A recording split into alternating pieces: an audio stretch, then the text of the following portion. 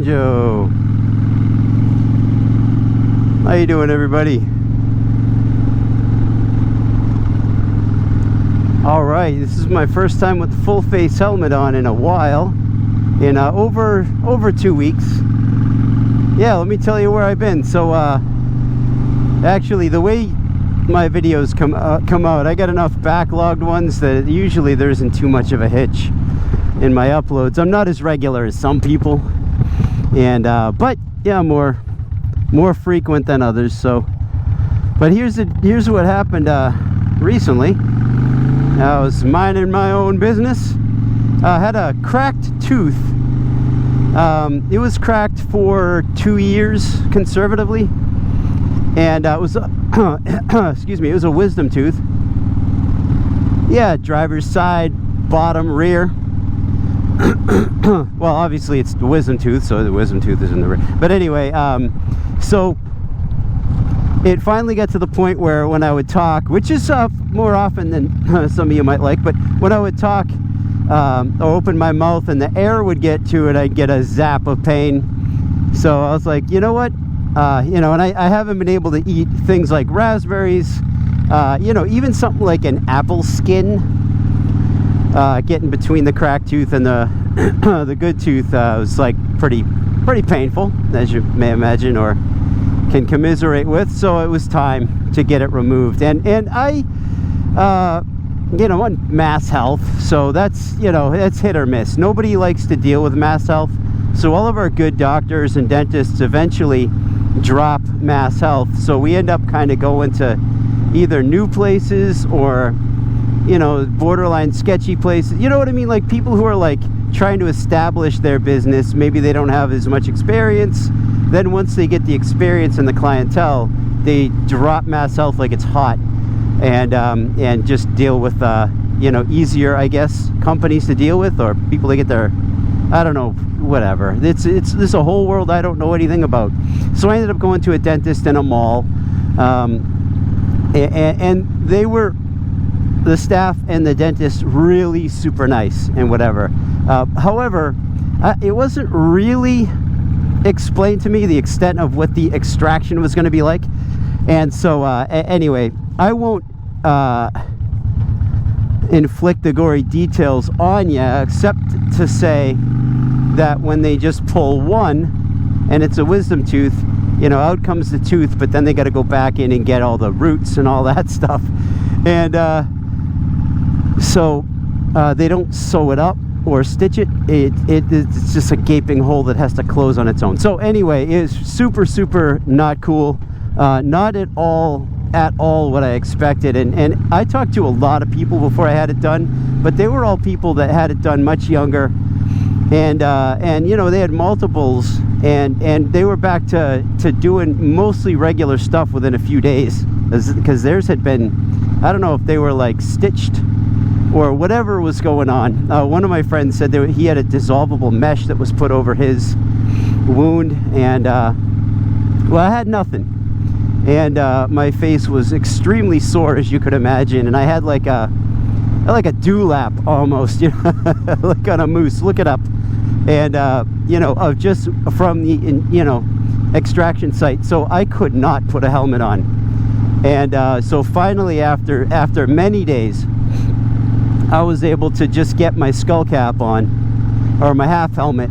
So I put the old half helmet on and took a couple of short rides, and it was nice to get out into the breeze. But there was no, you know, a good fitting full face helmet is a little tight around the cheeks and such, because you really don't want it, you know, either jiggling around, or certainly don't want it you know, rattling at all. So there was no getting this helmet on at all. And so that's why I haven't really, we've had it. And then so another thing happened right after that is, like, finally I decided, after 13 years of a pretty good pain in my right knee, I decided, well, you know, while I'm taking care of myself, maybe I should get that looked at. So I had an MRI on my knee, and so for 13 years I've had a medial meniscus tear, and which, you know what, I don't feel like such a wimp anymore, because at first I was like, man, you know, I feel kind of like a wimp because like I get sore, like, and if I hike, you know, my knee really hurts. And yeah, it was confirmed that it's a medial meniscal tear. And so like that was reassuring, I suppose. But it does mean that I'm gonna have to get it repaired. You know, so if anybody out there has had a meniscus repair, I don't know if the medial meniscus, you know, maybe what you had or whatever, but medial meniscus tear, you know what the operation and recovery was like in real life, you know, and not on YouTube University, I'd love to hear from you. And what's up, dude? So yeah, because I need to get that done, and I'm thinking, of course, if I get a chance to schedule it myself, you know, if it is a long recovery time, then I want to do it, you know, towards the lousy weather, which in New England could be any day. but you know, the winter months when they tend to throw salt on the roads, you know, I would rather be laid up then than to have to miss the weather that I wait all year long to ride in. Yeah, and things that are on the back burner that I may or may not ever deal with. You know, I have a bad rotator cuff, my right rotator cuff. I blew that out in 1999, and you know, I can, if I warm up real slow, I can throw like a pinky ball around or a baseball. I just can't be, you know, 16 again with my shoulder. So, you know, but I can, like, I've learned to sort of roll with that. So if possible, I think I'd like to see if I can just roll with that and not have anything done about it. The other thing is, you know, unless I have to, because I have several friends who had shoulder repairs, and watching their misery makes me want to avoid that surgery at all costs. I don't have to walk on my hands yet, so, you know, the knee is like, I'd like to get that fixed so I can have mobility into, you know, as far as I can drag this corpse along the timeline. But the shoulder, you know, I can roll with it. I'm ambidextrous, so I can throw with my left hand too. So, you know, that is a bit of a different situation. The other thing, while I'm on my list of woes, is yeah, my left foot. When I got in my first motorcycle crash, I got run off the road and crashed through a median. You know, I've taken you to that site in the past. But at any rate, that toe, the hospital, they never took my boot off. This was the one where I had a chunk out of my helmet, and the doctor said I'd probably be at work the next day. That was at a hospital that doesn't exist anymore, the old Norwood Hospital.